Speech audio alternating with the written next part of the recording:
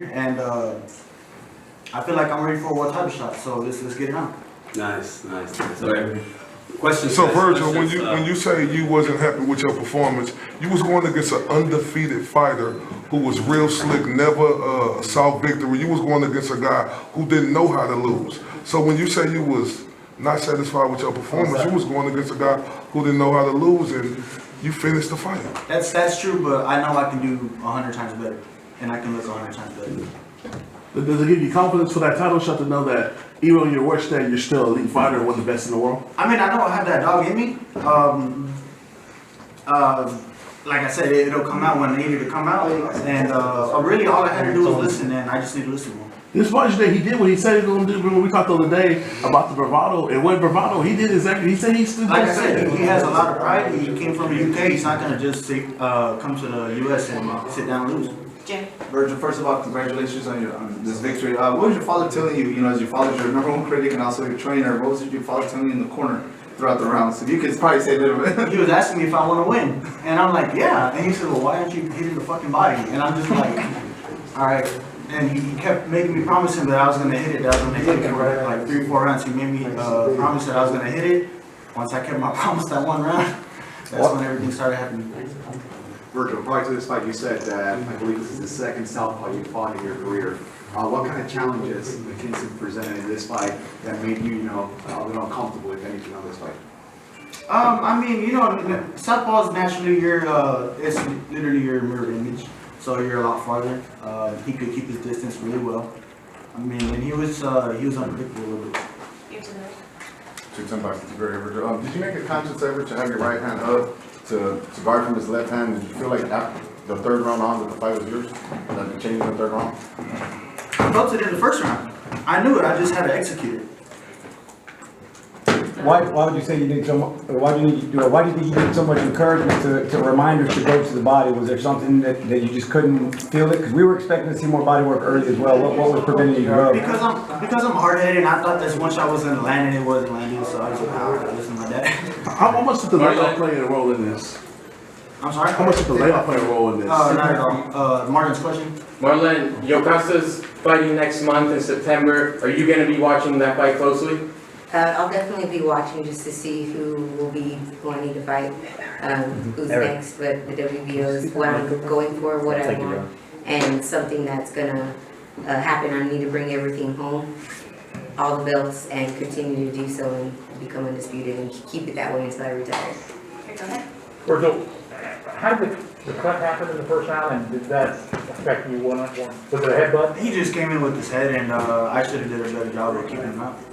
Did it bother you the rest of the way at all? No, but I did see like a little bit of blood. I was like, wait, is that mine? And it was just a different feeling. It didn't hurt, which is weird. It's my first cut. Yeah, that's my first cut. Graduated today. But yeah, so it didn't hurt, but I was like, God, man, I'm not supposed to be getting cuts, So. And how was it having an arena chanting Ortiz? How did that feel? It's a wonderful feeling, just having the whole Metroplex behind your back, basically the whole country. I mean, it was US versus the UK, but I mean, it's always a great feeling. Hey Vergil, I know you said that wasn't your best performance, but you was off for 12 months. You did go through an illness. Coming back, stopping a guy who was undefeated, you still won't give yourself credit for that? I'm not saying that I got an F, but there's a lot of room for improvement. I know I'm gonna be mad watching this later tonight. So Look, he was a little rusty. Yes, you're right. It was a year off. It was a year off, and it wasn't the easiest style. I mean, Vergil hasn't faced a guy like that in a while. I mean, if you think about the last 3 or 4 fights, these guys that were more stationary, they were right in front of him wanting to fight. This guy, this guy was good. He was crafty. He was in there trying to survive after the first few rounds. And yeah, like Vergil said, he started listening to the corner. He started chipping away. That's what you do with these kind of fighters. You chip away, you chip away, you chip away, and eventually he got him. Question? Against Marlen, just like Vergil is his biggest critic, I'm sure you are your own biggest critic. What is something that you want to improve or work on for next fight? Well, I want to improve on everything. I also know that I want to make sure that I'm able to finish people a bit quicker. and making sure that when I see it, I you know, step up to it versus just kind of having a little bit too much fun. You know, I like to make people look stupid, so it gets to me sometimes. And we're really definitely working on that and just making sure that that beast in me comes out a lot faster. Hey, Vergil, Jeff Zimmerman, Fight News, congratulations. It did look like in the 5th, 6th, 7th or so, you did slow the pace down and started picking your spots more. And then next thing you knew, you got that first knockdown. Was that the advice in the corner, and was that the game plan? That's how I'm supposed to play. That's just, I don't know. Like I said, I just went away from my natural, I don't know how to say it, but I went away from it and I came back to it. Was it the crowd, the excitement that just kind of got you energized to start? I didn't really hear them. I'm not gonna lie, I didn't really hear them. It was just me and my opponent in front of me. All right, right here. Vergil, I want to take you in the opposite direction, actually. In the third round, you said earlier about, you know, kind of bringing the dog out of yourself a little bit. The third round, after you knocked the mouthpiece out, it seemed like you really put it in another gear once the fight got started again. Anything you want to say about that, or what you were looking for in that moment? There was a few instances where I had him hurt to the head, and I think where the main problem came was that I was headhunting. And I mean, the guy can move. He was a very elusive fighter, and he knew I was going for the head because I saw him hurt, and I picked it up. And unfortunately, I made the wrong decision. I should have been chopping down the tree. Matt? Vergil, Matt Tucker, Fight Club TV. In the third round, you knocked out his mouthpiece, and the ref stopped the action. How frustrating was that for you? You had him hurt. I mean, I wouldn't say it's frustrating. Do I want the fight to hurry up and carry on? Yeah, I do. Honestly, didn't remember that till right now. So I don't know how. I remember that they took a while to put in the mouthpiece. Yeah. You know, because he got a pretty significant break from that. Yeah. But I mean, it's boxing. It's what can I be complaining? It's not time to do it. Congrats on the win. Last question for Gary.